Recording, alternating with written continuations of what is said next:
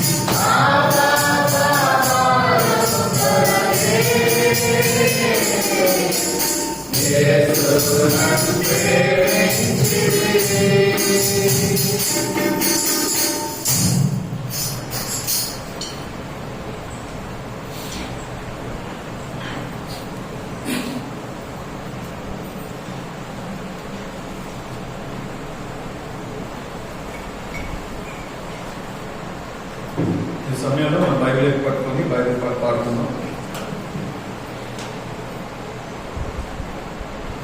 పఠింప శ్రేష్ఠ గ్రంథము బైబిల్, పఠింప శ్రేష్ఠ గ్రంథము బైబిల్, అనుదినం పఠించిన ప్రేమతోడ నడుపును. ఓ పఠింప శ్రేష్ఠ గ్రంథము Bible. The best book to read is the Bible.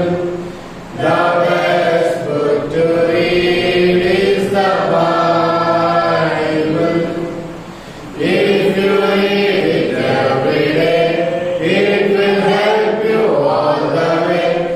Oh, the best book to read is the Bible.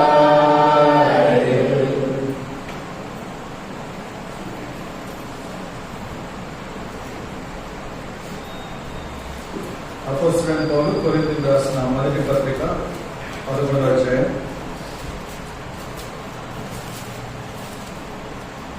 23 నుంచి 37 వరకు మార్చి చదువుతాం. కొరింథీయులకు రాసిన మొదటి పత్రిక 11వ అధ్యాయం 23 నుంచి 37 వరకు మార్చి చదువుతాం.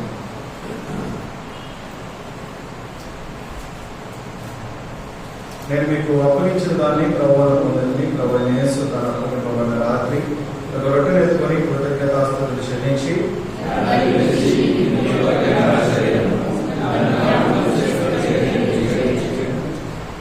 ప్రకారమే భోజనమైన పిమ్మట ఆయన పాత్రను ఎత్తుకొని, ఈ పాత్ర నా రక్తంలో ఆయన కొత్త నిబంధన, మీరు దీనిలో త్రాగినప్పుడల్లా నన్ను జ్ఞాపకం చేసుకునికై దీన్ని చేయడని చెప్పాను.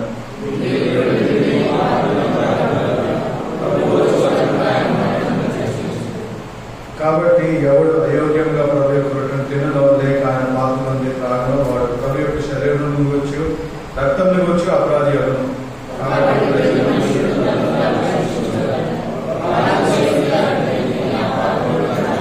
ప్రభు శరీరం అని వివేచింపక తిని త్రాగవాడు తనకు శిక్ష విధి కలుగుకే తిని త్రాగుచున్నాడు.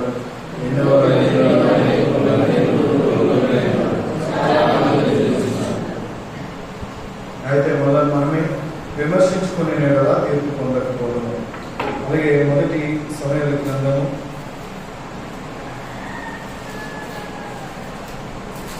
30:19.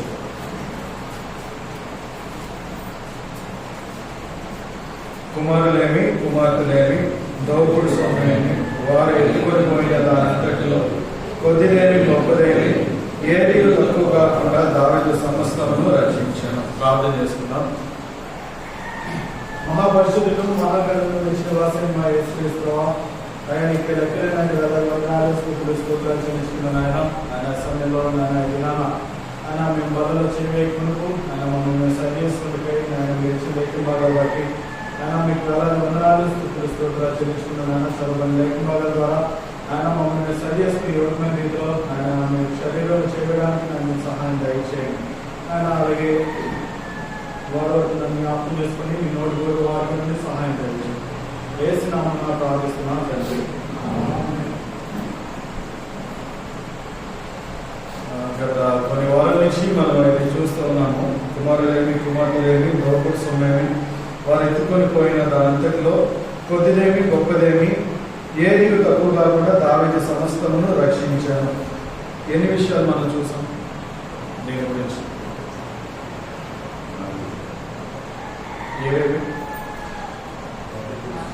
మొట్టమొదటిగా దావీదు సమకూర్చుకున్నాడు. దేన్ని సమకూర్చుకున్నాడు?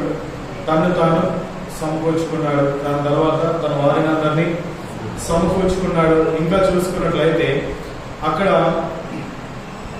ఆయన ఎలా ప్రార్థన చేశాడు అనే విధానాన్ని మనం చూస్తూ వచ్చాము. ఎలా ప్రార్థన చేశాడు? మొదటిగా గిడియోను ఎలాగా అయితే అక్కడ ఆ ప్రజల్ని డీల్ చేస్తూ ఉన్నాడు, అదే ప్రకారంగా ఆయన కూడా తగ్గించుకొని చేస్తూ ఉన్నాడు. ఆయన వాక్యం మీద ఎక్కువగా ఆధారపడేవాడు అన్నట్టుగా మనం చూస్తున్నాము.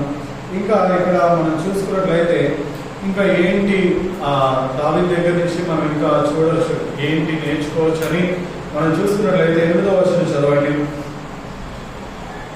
నేను ఈ గంధము తరిమిన ఎడల దాన్ని కలుసుకుందున అని యెహోవా యొక్క దావీదు విచారణ చేయగా యెహోవా తను నిత్యముగా నేను వారిని కలుసుకొని తప్పక నీ వారిని అందరినీ చెప్పించుకుందో అని సెలవిచ్చింది. ఇక్కడ చూసుకున్నట్లయితే నేను ఈ దండను తరిమిన దాన్ని కలుసుకుందన అని యెహోవా యొక్క దావీదు విచారణ చేయగా ఆయన తరుము. ఇక్కడ మనం చూసుకున్నట్లయితే దావీదు ఎక్కువగా ఏం చేస్తున్నాడు అని మనం చూసుకున్నట్లయితే విచారణ చేస్తున్నాడని మనం చూస్తున్నాం. ఇది గత శుక్రవారం కూడా దీని గురించి చూసాము. అయితే చాలా మంది రావాలి. అయితే ఇక్కడ మనం చూసుకున్నట్లయితే ఏంటి విచారణ? ఏంటి విచారణని మనం చూసుకున్నట్లయితే ఎంక్వైరీ చేస్తూ ఉన్నాడు. ప్రతి దాని గురించి దేవుని దగ్గర పెడుతూ ఉన్నాడు. ఎంక్వైరీ అంటే ఎలా ఎంక్వైరీ చేస్తూ ఉంటారు? ఏదైనా ఒక దాని గురించి మనం ఎంక్వైరీ చేసామంటే ప్రతి దాని గురించి మనం ఏం చేస్తూ ఉంటాం? దాని గురించి ఎంక్వైరీ చేస్తూనే ఉంటాం, అంతే కదా. దాని గురించి ఒక వస్తువు ఉందంటే దానికి టోటల్ అప్డేట్ అవ్వలేకుండా మన దగ్గర ఉంటారు. లేదా ఒక బండి తీసుకుంటున్నాము, ఒక కారు తీసుకుంటున్నాము, లేదా ఒక ఇల్లు తీసుకుంటున్నాము, దాని గురించి ఏంటి మొత్తం అన్ని తెలుసుకుంటూ ఉంటాం కదా. బండి ఎంత మైలేజ్ ఇస్తుంది, లేదంటే దానికి మంత్లీ మెయింటెనెన్స్ ఎలా అవుతుంది, ఇంకా మంత్లీ ఈఎంఐ ఎంత పడుతుంది, మనం డౌన్ పేమెంట్ ఎంత పట్టాలి, ప్రతిదీ ఏం చేస్తుంటాం మనం అన్ని తెలుసుకుంటూ ఉంటాం. ఇక్కడ కూడా దావీదు ఏం చేస్తున్నాడు అంటే విచారణ చేస్తున్నాడు, ఎంక్వైరీ చేస్తున్నాడు. ఏమని చేస్తున్నాడు? ఇక్కడ మనం చూసుకున్నట్లయితే నేను ఈ దండను తరిమిన ఎడల దాన్ని కలుసుకుందని యెహోవా యొద్ద దావీదు విచారణ చేయగా. దేవుని యొద్ద ఏం చేస్తున్నాడు దావీదు అంటే విచారణ చేస్తున్నాడు. ప్రతి దానికి ఏమవుతున్నాడు దావీదు ఆయన మీద డిపెండ్ అవుతూ ఉన్నాడు. కాబట్టి దేవుడు ఏం చేశాడు ఇక్కడ అని మనం చూసుకున్నట్లయితే యెహోవా తరము నిశ్చయముగా నేను వారిని కలుసుకొని తప్పక నీ వారిని అందరినీ దక్కించుకుందు అని సెలవిచ్చాడు. దేవుడు కూడా తిరిగి ఏం చేస్తున్నాడు ఆయనకి రిప్లై ఇస్తున్నాడు.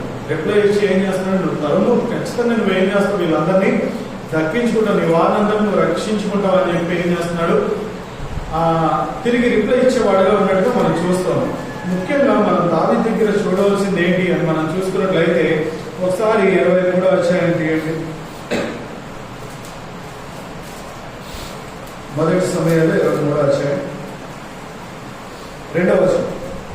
అతడు దావీదు, నేను వెళ్ళి ఈ ఫిలిష్తీయులను హతం చేయదునా అని యెహోవా యొద్ద విచారణ చేయగా, యెహోవా నీవు వెళ్ళి ఫిలిష్తీయులను హతం చేసి కేయిలాను రక్షించుమని దావీదుకు సెలవిచ్చాడు.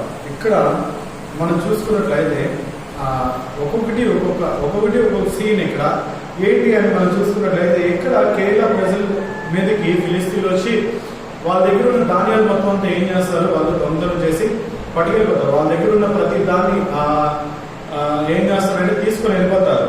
కేరళ ప్రజలు కూడా ఎంతో ఫిలిస్తీన్లు ఎంతో భయంకరంగా ఉండేవారు. అయితే ఇక్కడ చూసుకున్నట్లయితే ఈ కేరళ దగ్గరికి వచ్చి వీళ్ళ దగ్గర అన్ని తీసుకెళ్ళిపోతారు. అప్పుడు ఏం చేస్తున్నాడు దావీదు మళ్ళీ దేవుని మీద ఆధారపడుతూ ఉన్నాడు, దేవుని మీద డిపెండ్ అవుతున్నాడు. ఇక్కడ మనం చూస్తున్నాం కదా 2వ వచనంలో, అంతటా దావీదు నేను వెళ్ళి ఈ ఫిలిస్తీన్ను హతము చేయదునా అని యెహోవా యొద్ద విచారణ చేయగా, యెహోవా నీవు వెళ్ళి ఫిలిస్తీన్లను హతము చేసి కేయిలాను రక్షించమని దావీదునకు సెలవిచ్చాను. ఇందాక చూసినట్లయితే ఆయన విచారం చేసినప్పుడు ఏం చేశాడు, అక్కడ కూడా సేమ్ అదే సమాధానం ఇచ్చాడు. అంటే నువ్వు వెళ్ళు, నీ వెంట నేను ఉంటాను, నీకు సపోర్ట్ చేస్తానని చెప్పి చెప్తా ఉన్నాడు. ఇక్కడ కూడా చూసుకున్నట్లయితే ఆయన విచారం చేసిన ప్రతిసారి ఏం చేయమంటున్నాడు, వెళ్ళమని చెప్పేసి అని అంటున్నాడు, నీకు విజయం కలుగుతుంది అని చెప్పేసి చెప్తా ఉన్నాడు. అంటే జరగబోయే విషయం ముందే తెలుస్తుంది. ఎవరికి? దావీదు.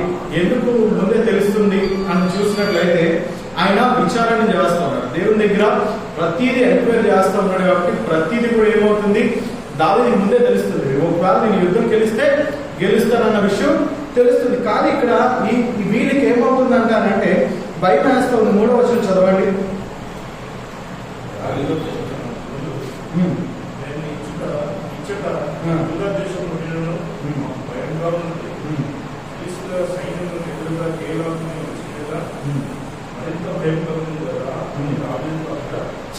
ఇక్కడ దావీదుతో ఉన్న మనకి ఏం వేస్తుందంట, భయం వేస్తుంది. ఎందుకు భయం వేస్తుంది అని అంటే ఎక్కడున్నారు వీళ్ళు ఎక్కడో బయట ఉన్నారు, బయట ఉంటుండగానే భయం వేస్తుంది వీళ్ళకి.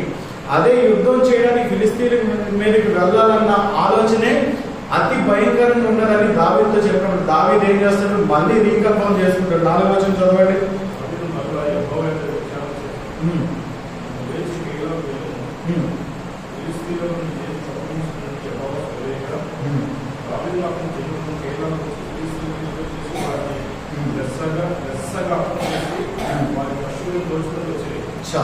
ఇక్కడ చూసుకున్నట్లయితే దావీదు ఏం చేస్తున్నాడు, ప్రతి విషయంలో ఏం చేస్తున్నాడు, దేవుని మీద ఆధారపడతానే ఉన్నాడు. ఇక్కడ మనం చూసుకున్నట్లయితే దావీదు గురించి బైబిల్లో రాసున్నది చాలా తక్కువ అనుకుంటాం, అంతే కదా. బైబిల్లో రాసున్నది తక్కువ. ఈ బైబిల్ మొత్తం అంతా కొన్ని వేల సంవత్సరాలు మొత్తం అంతా దీంట్లో ఉన్నదంటే దాన్ని ఎంత షార్ట్ చేసి, ఎంత కాంప్రమైజ్ చేసి, లేదా ఎంత తగ్గించి చేసి ఉంటారు, అంతే కదా. ఇప్పుడు ఫర్ ఎగ్జాంపుల్ చిన్నప్పుడు అంటే నేను చదువుకున్న టైంలో సినిమాలు చూసినప్పుడు కాలేజ్కి వెళ్ళేవాడిని కాదు, ఇంట్లోనే ఉండేవాడిని. ప్రతిరోజు ఒకే సినిమా వేసేవాడు, సూర్యవంశం అని చెప్పి ఒక మూవీ వేసేవాడు. దాంట్లో ఏంటంటే వీళ్ళిప్పి బస్సు టైర్ ఇప్పి సెకండ్ సీన్ వచ్చేసరికి మెట్ల నుంచి దిగుతూ ఉంటుంది. అంటే టైర్ ఇప్పి మెట్ల మీద నుంచి దిగేటప్పటికి వీడు పెద్ద బిజినెస్ మ్యాన్ అయిపోయి ఈయనకి ఒక ఇండస్ట్రీ ఉంటుంది. అంటే ఈ మధ్యలో వీడి కష్టం మొత్తం మనం ఇమాజిన్ చేసుకోవాలి. అదే ప్రకారంగా ఇక్కడ కూడా మనం చూసుకున్నట్లయితే దావీదు ప్రతి దానికి ఇక్కడ మెయిన్ పాయింట్సే రాశాడు, కానీ దావీదు ప్రతి దానికి ఏం చేస్తూ ఉంటాడు, ప్రతి దానికి డిపెండ్ అవుతూనే ఉంటాడు. ఇక్కడ మనం చూస్తాం కదా, రెండోసారి కూడా దేవుని దగ్గర కన్ఫర్మేషన్ తీసుకుంటున్నాడు. ఏమని, నేను వెళ్తున్నాను, నువ్వు నాకు విజయం ఇస్తావని చెప్పి కన్ఫర్మేషన్ తీసుకుంటున్నాడు. ఇక్కడ ఆయన మీద డిపెండ్ అయిన ప్రతిసారి ఏం చేస్తున్నాడు, దావీదుకి దేవుడు సమాధానం ఇస్తూ ఉన్నాడు. ఇంకా చూసుకున్నట్లయితే ఇంకా ఎలా డిపెండ్ అవుతున్నాడని మనం చూసుకున్నట్లయితే 9వ వచనం చదవండి.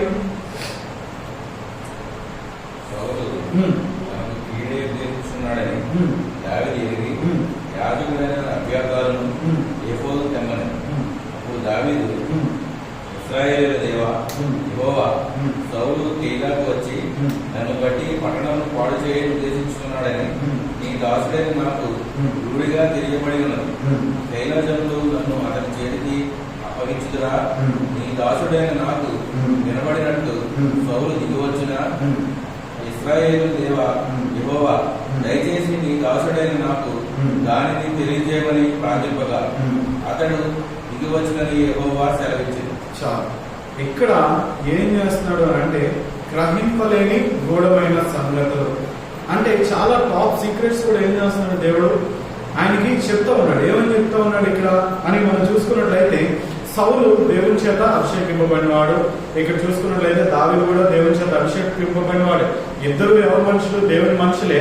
కానీ వీళ్ళకి పడక ఏం చేశాడు, సౌలు చంపుదామని దావీదు ఈ కేయిలా వారి దగ్గర ఉన్నాడు అని విషయం ఎవరికి తెలిసింది, సౌలుకి తెలిసింది. ఇక్కడ సౌలుకి తెలిసినప్పుడు ఇక్కడ ఆ విషయం ఏమవుతుంది, దావీదుకి కూడా తెలుస్తుంది.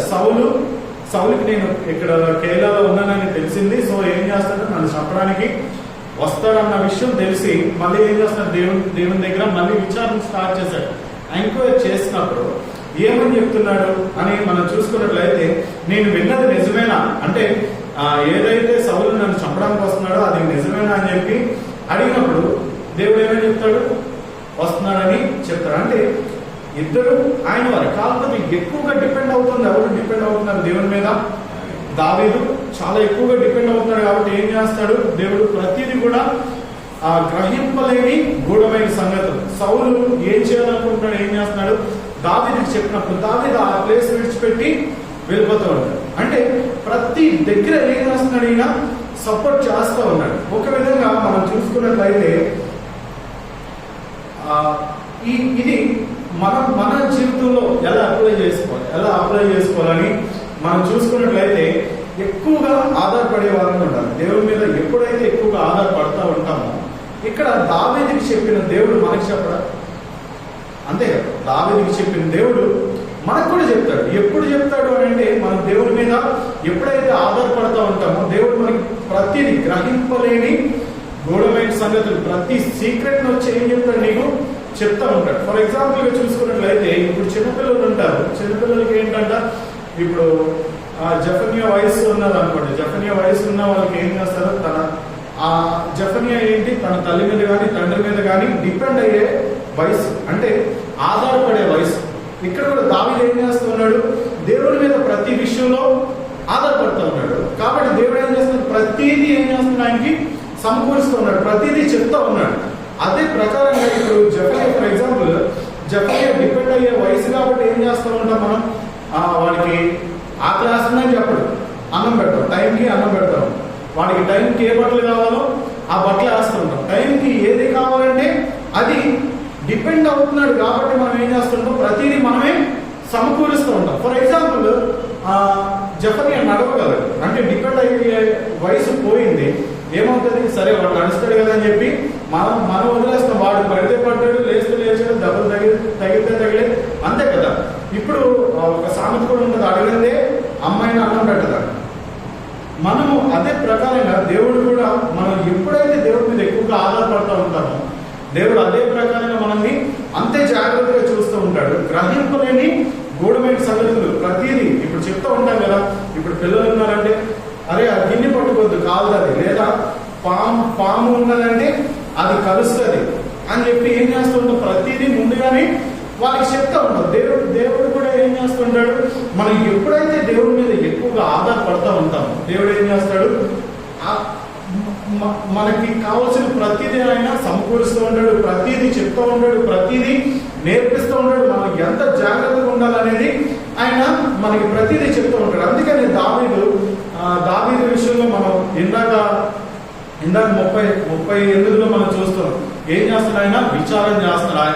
ఆయన దగ్గర యెహోవా యొద్ద విచారం చేయగా, ఇక్కడ చూసినట్లయితే 2వ వచనంలో యెహోవా యొద్ద విచారం చేయగా, 4వ వచనంలో యెహోవా యొద్ద విచారణ చేయగా, మళ్ళీ 9వ వచనంలో మళ్ళీ యెహోవా యొద్ద విచారణ చేయగా, ఎంత విచారణ చేస్తున్నాడు. ఇవన్నీ ఏంటంటే చాలా పెద్ద విషయాలు కదా. అంటే ఒక దేశం మీద యుద్ధం వెళ్ళడం అంటే పెద్ద విషయం కాబట్టి ఇక్కడ ఆయన యొద్ద విచారణ చేయగా అనేది మనకి అర్థమయ్యేటట్టు రాశాడు. కానీ ఇక్కడ దావీదు ఇంతకన్నా ఎన్నిసార్లు డిపెండ్ అయి ఉంటాడు కదా, ప్రతి విషయంలో నేను తిన్నా వద్దని కూడా అడిగి ఉంటాడు. ఎందుకంటే దావీదికి పుట్టుకుంటేనే శత్రువులు ఎక్కువైపోయారు, తల వెంట్రుకలకు మించి ఉన్నారంట ఆయన శత్రువులు. ఎవడు ఏ ఫుడ్ లో ఏ పాయిజన్ పెడతాడో తెలియదు, ఎవడు ఎటు నుంచి చంపుతాడో తెలియదు, నేను ఇక్కడ పడుకోవడం వద్దా అనే విషయం కూడా ఏం చేస్తుంటాడు, దేవునికి అడిగి ఉంటాడు కదా. అంతే కదా, ఆయన శత్రువులు ఎక్కువ ఉన్నారు. సేఫెస్ట్ ప్లేస్ ఏది అనేది ముందుగానే కనుక్కొని అక్కడ పడుకొని ఉంటాడు. లేదా నేను ఏది తినాలో తినకూడదు అనేది దేవుని కనుక్కొని తినుంటాడు. ఇక్కడ అదే ప్రకారంగా చూసుకున్నట్లయితే 2 సమయాలు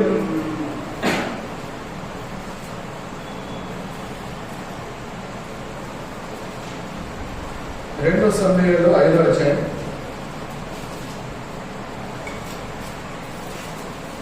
19వ వచనం.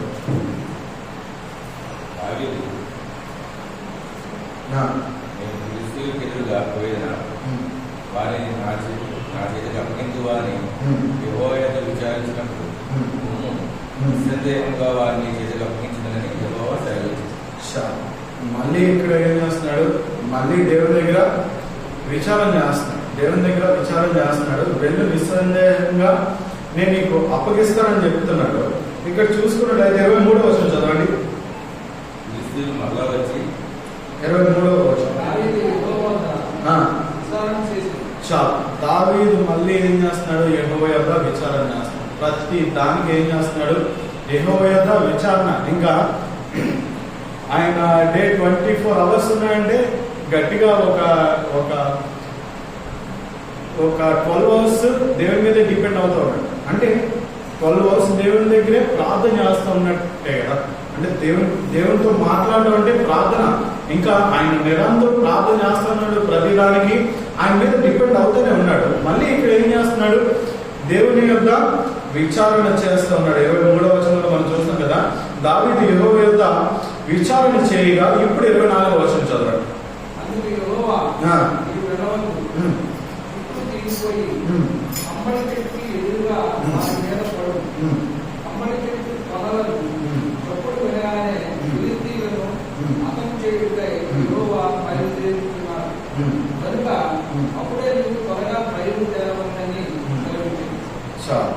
ఇక్కడ 24వ వచనంలో మనం చూసుకున్నట్లయితే, అందుకు యెహోవా నీవు వెళ్ళొద్దు, నువ్వు వెళ్ళొద్దు అని చెప్పి దావీదుకి చెప్తున్నాడు. అప్పుడు దాకా వెళ్ళమని చెప్తున్నాడు, దాని తర్వాత ఇప్పుడు వెళ్ళొద్దు అని అంటున్నాడు. ఎందుకంటే అక్కడ సీన్ కొంచెం టఫ్ గా ఉంది. అంటే కొంచెం ఫైట్ చేయడం కానీ ఏదైనా సరే కొంచెం కష్టంగా ఉంది. కాబట్టి ఏం చేస్తున్నాడంటే దేవుని ప్లాన్ ఈయనకి ఇస్తా ఉన్నాడు. అంటే అక్కడ దావీదు ప్లాన్ ప్రాపర్ గా లేదు. దావీదు ఎలా ఆలోచిస్తాడో ఏదో విషయం తెలియదు. కానీ విచారణ చేయగా ఏం చేశాడు, ఆయన ప్లాన్ చెప్తా ఉన్నాడు. ఏమని చెప్తా ఉన్నాడు, కమ్మలి చెట్టుకు ఎదురుగా వారి మీద పడుము. కమ్మలి చెట్టు కొనల చప్పుడు వినగానే ఫిలిష్తీయులను హతము చేయడికై యెహోవా బయలుదేరుచున్నాడు గనుక అప్పుడే నీవు త్వరగా బయలుదేరవాలని సెలవిచ్చాను. ఇక్కడ ఏం చేశాడు దేవుడు, ఏం చేశాడు, ఆయన ప్లాన్ ఇస్తున్నాడు. ఏమని ప్లాన్ ఇస్తున్నాడంటే, ఈ కబ్బరి చెట్టు దగ్గరికి వెళ్ళు, దానికి ఎదురుగా నువ్వు ఉండమని చెప్తున్నాడు. ఆ కొనల చప్పుడు అంటే ఆ చెట్టు ఎండ్స్ ఉంటాయి కదా, ఆ ఆ సౌండ్ వినపడంగానే నువ్వేం చేయమంటున్నాడు, నువ్వు బయలుదేరుకో. అదే టైంలో ఎవరు బయలుదేరుతున్నారు? యెహోవా కూడా యుద్ధం చేయడానికి బయలుదేరుతున్నారు. అంటే యుద్ధం ఏమైపోయింది? దావీదు యుద్ధం యెహోవాది అయిపోయింది. అంటే దావీదు పక్షంగా ఎవరు యుద్ధం చేస్తున్నారు? యెహోవా యుద్ధం చేస్తున్నారు. అంతే కదా. ఇప్పుడు పిల్లలు ఏదైనా ట్రబుల్లో ఉన్నారు, ఏదైనా ఇబ్బందులు ఉన్నారు, తల్లిదండ్రులు ఇన్వాల్వ్ అయ్యి ప్రతిదీ సాల్వ్ చేయడానికి చూస్తుంటారు. ఇప్పుడు జఫన్యా వీళ్ళు ఉన్నారంటే వీళ్ళు కొట్టుకుంటూ ఉన్నప్పుడు ఏం చేస్తూ ఉంటారు? అరే ఈ బొమ్మ నీకు, ఇది నీకు, నువ్వు ఆ దగ్గరది నువ్వు తీసుకోక నీ దగ్గరది ఆడికి ఇవ్వకని చెప్పి వాళ్ళకి అలాగే సెటిల్ చేస్తాడు. అదే ప్రకారం ఏమవుతుంది? దేవుడి మీద ఎక్కువగా ఆధారపడినప్పుడు ఏం చేస్తున్నాడు? అక్కడ సీన్ టఫ్ అయిపోయినప్పుడు, కష్టంగా ఉన్నప్పుడు ఏం చేస్తాడు? దేవుడే యుద్ధానికి దిగాడు ఇక్కడ. అదే ప్రకారంగా మన జీవితంలో కూడా మనం ఎక్కువగా ఎప్పుడైతే దేవుడి మీద ఆధారపడుతూ ఉంటామో ఉన్నంత వరకు మనకి సహాయం చేస్తాడు. మనకి ఎప్పుడైతే అది కష్టమవుతుందో అప్పుడు దేవుడే మన వరకు వస్తాడు. అంతే కదా. మొన్న ఆల్రెడీ చెప్పాను, మొన్న సిచ్యువేషన్ చెప్తాను. నేను ఏది చేసినా మా డాడీ వాళ్ళకి చెప్తే ఆస్తాను. మొన్న నా మొబైల్ పగిలిపోతే చెప్పాను మా డాడీ, మొబైల్ పగిలిపోయింది, మొబైల్ తీసుకోవాలి అని చెప్పాను. ఎంత అవుతుంది అంటే 40,000 అవుతుంది, మంచి తీసుకుంటే 30 అంతకన్నా ఎక్కువ అవ్వచ్చు అని చెప్పాను. మామూలుగా తీసుకోవాలనుకుంటే అది తీసుకోవచ్చు, అంతే కదా.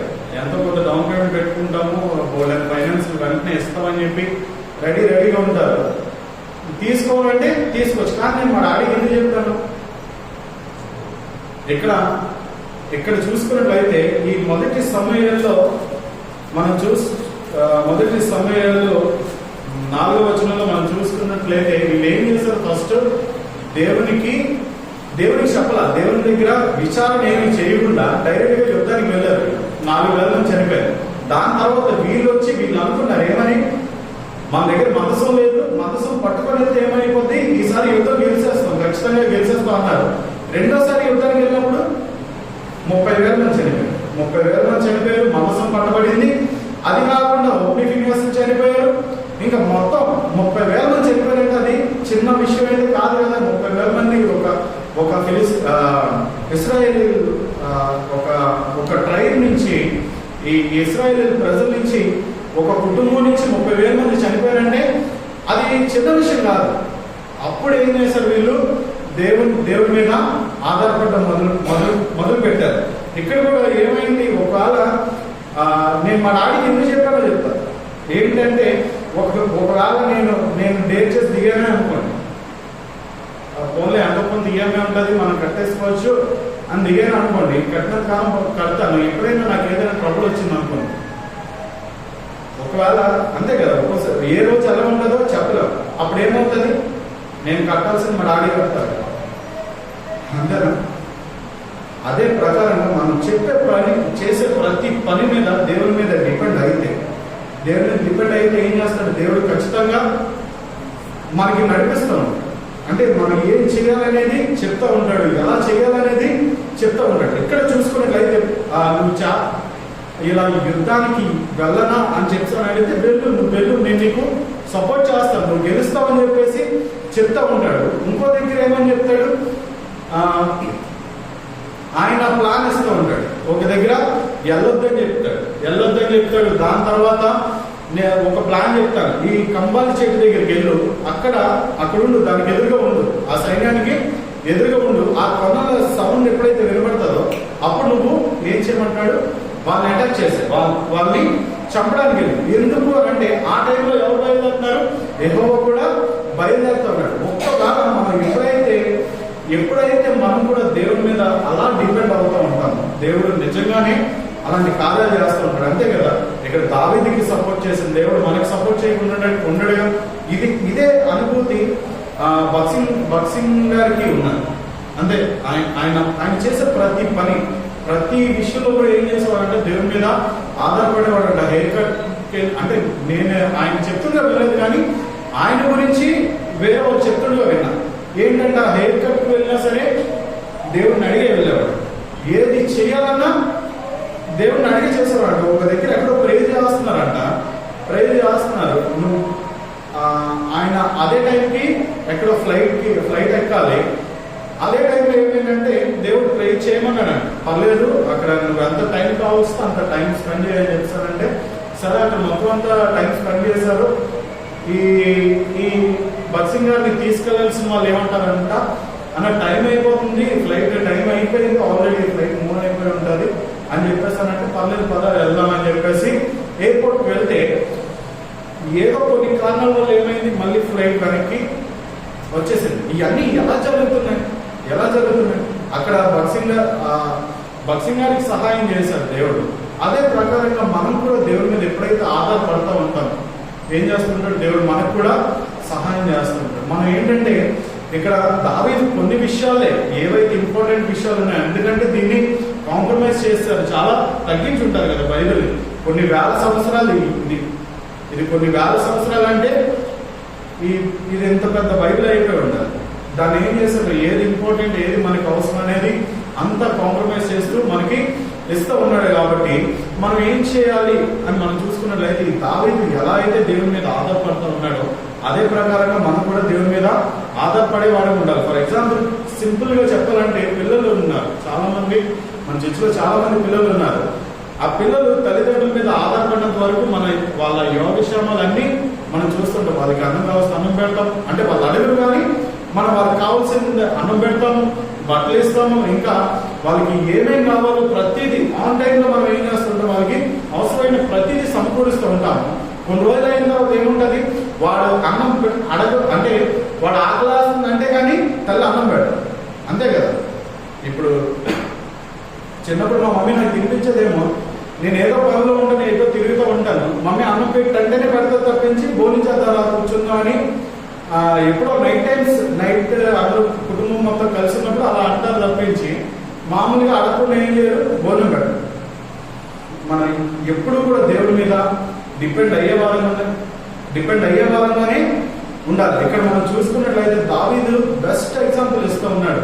దావీదు ఎందుకు సమస్తాన్ని సమకూర్చుకోగలిగాడు, ఎలా సమస్తాన్ని సమకూర్చుకోగలిగాడు అని మనం చూసుకున్నట్లయితే ఆయన దేవుడి యొక్క విచారణ చేస్తున్నాడు, ప్రతిదీ ఎంక్వైరీ చేస్తున్నాడు. ఇక్కడ దేవుడి యొక్క విచారణ చేస్తున్నాడు, డైరెక్ట్ గా దేవుడితో కాంటాక్ట్ అవుతున్నాడు. ఇంకో దగ్గర చూసినట్లయితే ఆయన యెహోవా ధర్మశాస్త్రం మీద విచారణ చేయగా, అంటే ఆయన బైబిల్ కూడా చదువుతూ ఉన్నాడు. ఆయన ఆ దేవుడు ఏదైతే మాట్లాడాడో ఆ వాక్యాన్ని ప్రతి దాన్ని ఏం చేస్తున్నాడు, విచారణ చేస్తున్నాడు. కీర్తనలు చూస్తే మొత్తం అన్ని యెహోవా ధర్మశాస్త్రం మందు విచారణ చేయగా, యెహోవా ధర్మశాస్త్రం మందు విచారణ చేయగా, యెహోవా ధర్మశాస్త్రం మందు ఆనందిస్తున్నాను అని చెప్పేసి చెప్తా ఉన్నాడు. ఇవన్నీ ఎలా చెప్పాడు అని మనం చూసుకున్నట్లయితే ఆయన ఎక్కువగా డిపెండ్ అయింది దేవుని మీద డిపెండ్ అయ్యాడు. కాబట్టి అక్కడ దావీదు చేయవలసిన యుద్ధం ఎవరిదైపోయింది, దేవునిది అయిపోయింది. కాబట్టి మనం కూడా మన దేవుని మీద ఎక్కువ ఎప్పుడైతే ఆధారపడుతూ ఉంటామో దేవుడు అదే కార్యాన్ని మన జీవితంలో కూడా చేస్తూ ఉంటాడు. మనం ఇప్పటి వరకు ఒకవేళ అలా లేకపోతే దావీదు జీవితాన్ని చూసుకొని మనం సరి చేసుకోవాలి. ఇప్పుడు దాకా అలా లేవు ప్రభావ, నీ మీద డిపెండ్ అవ్వాలా, నీకు ప్రార్థన చేయాలా, లేదా నేను నీ ధర్మశాస్త్ర గ్రంథాన్ని చదవడానికి టైం ఇవ్వలేదు అని అనుకుంటే ఈ రోజు నుంచి ఇస్తానని చెప్పి ఒక కమిట్మెంట్ తీసుకోండి దేవుని దగ్గర.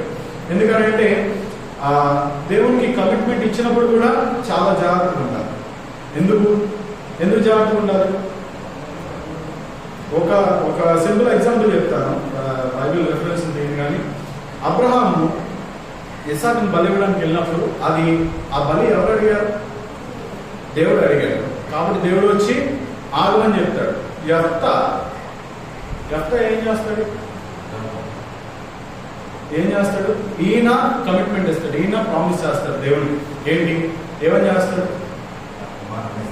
కుమార్తెను ఇస్తానని కాదు, నా ఇంట్లో నుంచి ఏదైతే ఎదురొస్తుందో దాన్ని నేను బలిచ్చేస్తానని చెప్తాను అంటాడు. ఈయన యుద్ధం గెలిచి ఇంటికి సంతోషంగా ఇంటికి వెళ్తుంటే ఆ కుమార్తె ఎంత హ్యాపీగా ఉంటుంది, అరే మా నాన్న యుద్ధం గెలిచాడు అని చెప్పి చాలా ప్రౌడ్గా విష్ చేయడానికి వచ్చి ఉంటుంది. నాకు తెలిసి విష్ చేయడానికి వచ్చి ఉంటుంది.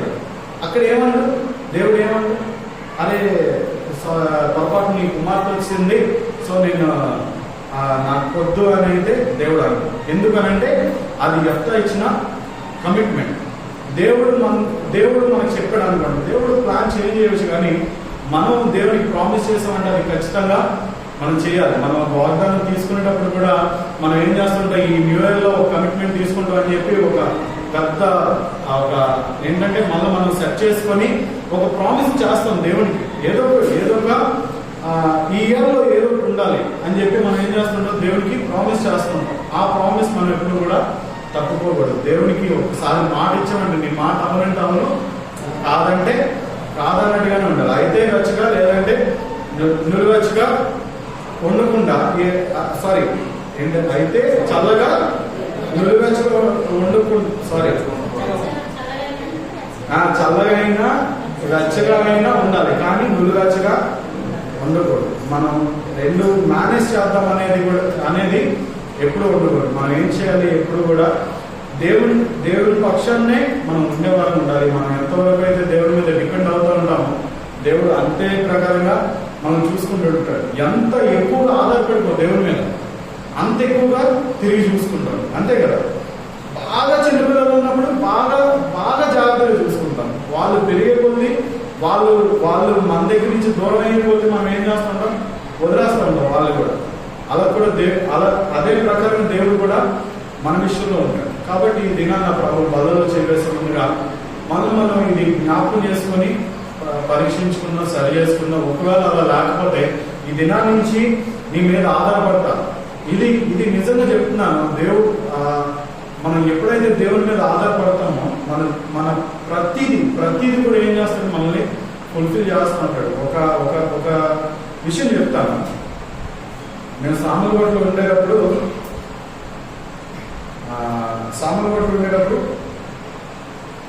వచ్చిన శాలరీ మొత్తం అంతా నేను ఒక ఈఎంఐ కట్టాను. వచ్చిన శాలరీ మొత్తం అంతా నేను ఒకే ఈఎంఐ కట్టాను. అది చెక్ బౌన్స్ అవుతుందేమో అని చెప్పి నేను ఏం చేస్తాను, అది కట్టేవాడిని. అయితే ఇది ఎవరికి తెలియదు. పింకీకి అయితే చెప్పాను, ఇలా ఎప్పుడో చేసిన ఒకటి ఉంది, నేను అది మొత్తం అంతా ఈఎంఐ కట్టాలి, మరి మొత్తం అంతా కొద్దిగా మిగిలేదు, దాంట్లోనే మేనేజ్ చేయాలి అని చెప్పానంటే సరే అని చెప్పేసి అనేది. ఒక్కోసారి సడన్ గా అడిగేది ఏమని, పలానా తినాలనిపిస్తుంది అని చెప్పేసి అని అడిగితే నాకు ఎలా కావాలో ఎలా తీసుకురావాలో అర్థమయ్యేది కాదు. అక్కడ రైస్ అయిపోయావా, రైస్ బాయ్ ఎవరో పంపించారు, కూరగాయలు అయిపోయావా, కూరగాయలు ఎవరు తీసుకొచ్చి ఇచ్చేసావు, ఏది కావాల్సింది అది. అంటే అక్కడ అవసరం లేనిది కాదు. ఒకసారి హైలైట్ విషయం చెప్తాను. పింకీ పులిహార తినాలనిపిస్తుంది, పింకీ చేయడం రాదు, నాకు చేయడం రాదు. నేను యూట్యూబ్లో చూస్తున్నాను అది. పింకీ ఏంటంటే ఈవినింగ్ అలాగే ఖాళీగా ఉంటే కొంతమంది పిల్లలు ఉంటే వాళ్ళకి ట్యూషన్ చెప్తారు. అక్కడ ట్యూషన్ చెప్తే దాని తర్వాత వాళ్ళకి సండే స్కూల్ చెప్తుంది. సరే ఇది మొత్తం అంతా జరుగుతుంటే ఆవిడ ఎందుకు పులిహార చేసుకుందంట, ఆ పులిహార తీసుకొచ్చి అదే రోజు ఇచ్చింది. అంటే పింకీ మధ్యాహ్నం అడిగిందేమో, అదే రోజు మన సాయంకాలం ఇచ్చింది. అంటే ఎలాగా ఇది మొత్తం జరిగింది, ఇన్ని నెలలు వితౌట్ ఎనీ అంటీ పాకెట్స్ ఎలా సర్వైవ్ అయ్యాం అనేది కూడా నాకు అర్థమయ్యేది కాదు అసలు. అంత చక్కగా ఏం చేస్తాడు, దేవుడి మీద అంతగా ఆధారపడిపోతే దేవుడు అంతే విధంగా ఏం చేస్తాడు, మనల్ని జాగ్రత్తగా చూసుకుంటూ ఉంటాడు. చాలా జాగ్రత్తగా మనం చూసుకుంటుంటాడు. ఇక్కడ దావీదు విషయంలో చూసుకున్నట్లయితే సౌలు ఆయన మనిషే, దావీదు ఆయన మనిషే. ఆయన వస్తాడని ఆయన గురించి నేను చెప్పి నువ్వు జాగ్రత్త పడమని చెప్తే అక్కడి నుంచి నేను వెళ్ళిపోతూ ఉంటాడు. ఇంకా చూసుకున్నట్లయితే అక్కడ దావీదు వాళ్ళతో యుద్ధం చేయలేదని తెలిసి ఏం చేశాడు, యెహోవాయే యుద్ధం చేయడానికి బయలుదేరాడు.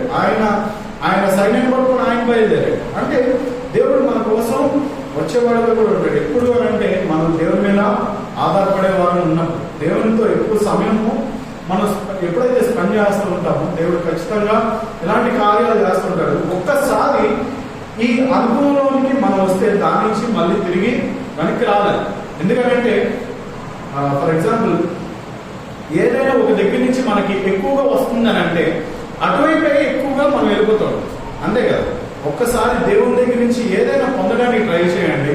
ఒక్కసారి మీరు దాంట్లో సక్సెస్ అయితే ఏమవుతుంది, ఇంకా ఏమవుతుంది, దేవుని మీద డిపెండ్ అయిపోతూ ఉంటాం. కాబట్టి ఇది జ్ఞాపకం చేసుకుని ఈ దినాన్న ప్రభు బలలో చేసే ముందుగా దావీదు ఎలా సమకూర్చుకున్నాడు, ఎలా ఎలా మొత్తాన్ని సమకూర్చుకున్నాడు అనేది మనం జ్ఞాపకం చేసుకొని ఈ విషయాలన్నిటి అంటే ఈ ఒక్క విషయంలోనే కాదు, అంటే ఆధారపడ్డ ఒక్క విషయంలోనే కాదు, ఎవరితో ఎలా మాట్లాడాలనేది ఆయన ధర్మశాస్త్ర గ్రంథాల నుంచి నేర్చుకున్నాడు, లేదా ఆయన ఎలా సమకూర్చుకున్నాడు అనేది మనం చూస్తూ వచ్చాము, ఆయన ప్రజలను ఎలా సమకూర్చుకున్నాడు అనేది మనం చూస్తూ వచ్చాం. కాబట్టి మనం ఇవన్నీ జ్ఞాపకం చేసుకుని దినాన ప్రభు బలలో చేయగలుగుతాం. దేవుని వాక్యం నేర్చుకున్నాక